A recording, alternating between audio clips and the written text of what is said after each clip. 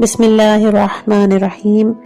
آج امام علی علیہ السلام کا قول خود پسندی کے حوالے سے، جو شخص اپنے کو بہت پسند کرتا ہے وہ دوسروں کو ناپسند ہو جاتا ہے، اور صدقہ کامیاب دوا ہے، اور دنیا میں بندوں کے جو اعمال ہیں وہ آخرت میں ان کی آنکھوں کے سامنے ہوں گے۔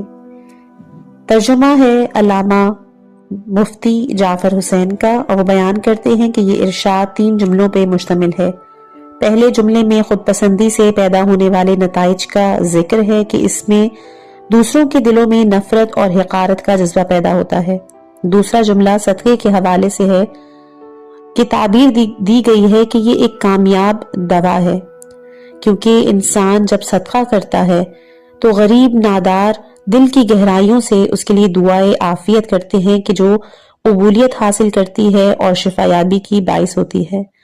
تیسرا جملہ حشر کے بارے میں ہے کہ اعمال بے نقاب ہوتے ہیں، آخرت میں تو جو انسان نے اس دنیا میں اعمال کیے ہیں وہ ہماری آنکھوں کے سامنے آیا ہوں گے اور کسی کے لیے بھی انکار کی گنجائش نہیں رہے گی۔